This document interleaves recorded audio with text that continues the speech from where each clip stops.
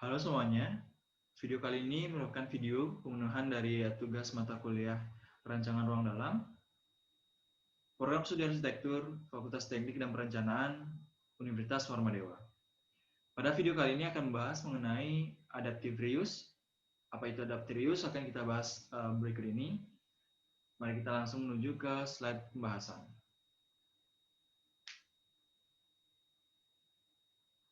Oke, adaptive reuse. Sebelum kita menuju ke pembahasan mengenai apa itu adaptive reuse, izinkan saya untuk memperkenalkan diri terlebih dahulu. Nama saya Eko Manggala Manika Aprizio, NIM 19088. Apa sih adaptive reuse itu? Adaptive reuse merupakan suatu desain kembali kawasan atau lokasi yang sudah tidak beroperasi sesuai fungsinya dan menjadikan fungsi baru dengan memanfaatkan kondisi awal. Yang kali ini, pada kasus ini, saya menggunakan bangunan Taman Festival Bali.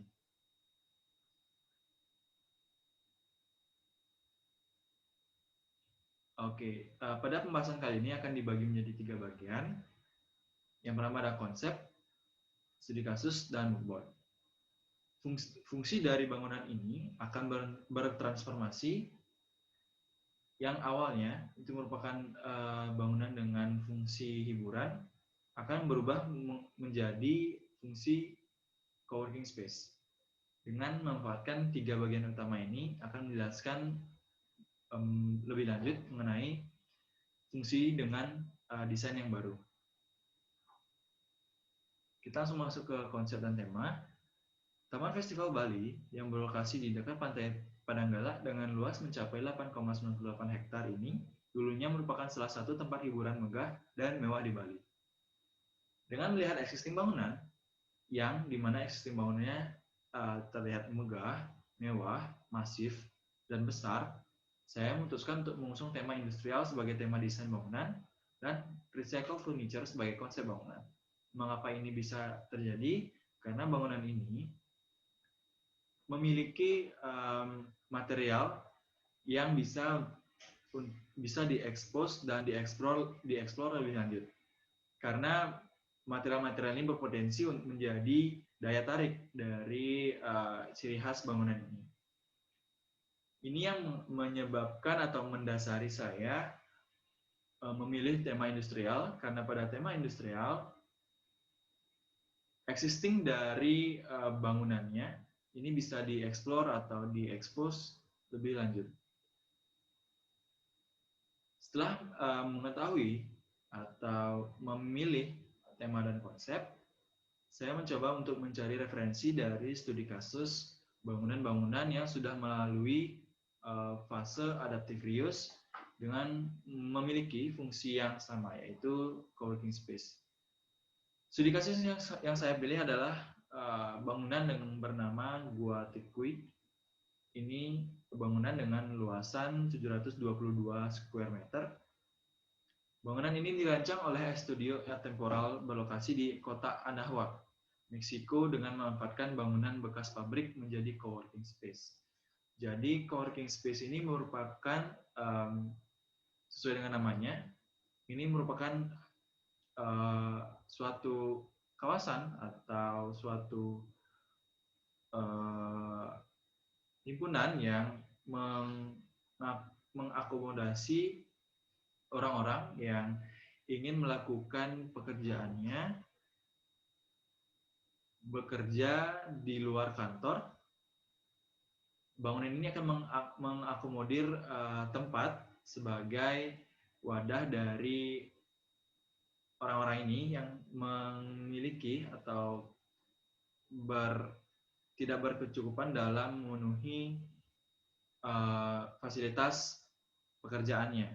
Jadi coworking space ini merupakan salah satu solusi bagi mereka-mereka yang ingin bekerja di luar kantor namun tidak di rumah. Coworking space adalah salah satu solusinya. Lanjut ke studi kasus yang tadi. Bangunan ini setelah bertransformasi dari pabrik menjadi coworking space berubah nama menjadi Gua Tekui.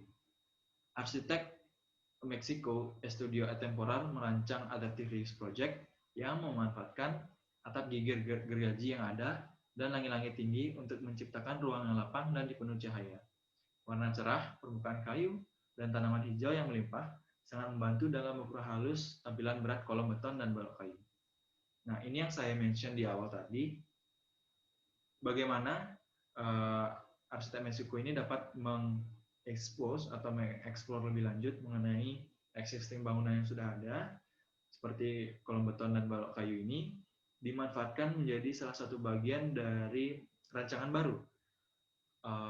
Tidak menghilangkan eksistensinya sebagai bangunan pabrik, tapi dipercantik, diperhalus, hingga tampilannya memiliki tampilan yang berbeda, namun fungsinya juga berbeda, namun tidak menghilangkan kesan dari fungsi sebelumnya.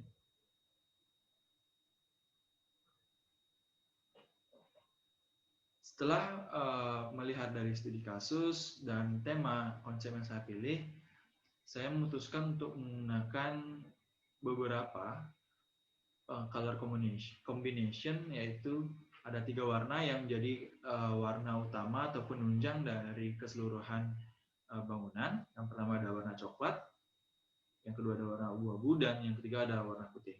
Masing-masing warna ini memiliki artinya tersendiri, sehingga ketika digabungkan ini menjadi satu kesatuan yang solid begitu. Yang pertama ada warna coklat. Warna coklat adalah salah satu warna yang mengandung unsur bumi. Dominasi warna ini akan memberi kesan hangat, nyaman, dan aman. Yang kedua ada abu-abu. Warna ini adalah transisi antara dua non-warna. Semakin pekat warna abu-abu, maka berkesan semakin dramatis dan misterius.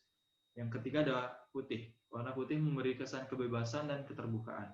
Dominasi warna putih akan memberi kesan bersih dan luas. Ketiga, kombinasi dari warna ini akan menjadi bagian utama dari cerminan bangunan ini dengan masing-masing kriteria dari warna. Selanjutnya, setelah dari color combination, kita menuju ke materialnya. Di sini ada 3 material utama. Yang pertama ada wood, concrete, dan white tile. Yang pertama ada wood. Penggunaan kayu untuk menambahkan kesan alami dan kenyamanan bagi para pengguna coworking space. Pada saat bekerja, hal yang menjadi utama itu merupakan adalah kenyamanan.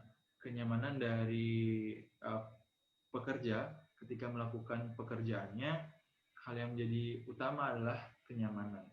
Ketika kita sudah bekerja dengan nyaman, maka sesuatu yang kita kerjakan itu bisa menjadi lebih fokus dan sesuai dengan apa yang kita inginkan. Yang kedua ada konkret, penggunaan beton mengikuti look existing menambah kesan lebih kuat dalam tema industrial. Seperti yang saya sudah katakan sebelumnya, karena bangunan ini lebih banyak materialnya menggunakan konkret sebagai lapisannya. Ini salah satunya juga dikarenakan bangunan yang sudah tua, jadi mungkin bangunannya menyisakan beton gitu ya. Jadi saya coba untuk expose material ini sebagai bentuk identitas dari bangunan sebelumnya. Yang ketiga ada white tile. Penggunaan keramik berwarna putih menambah kesan bersih mengingat bangunan ini merupakan bangunan lama. Ada kesan tersendiri yang muncul dari bangunan ini dikarenakan bangunan ini sudah lama tidak beroperasi, sehingga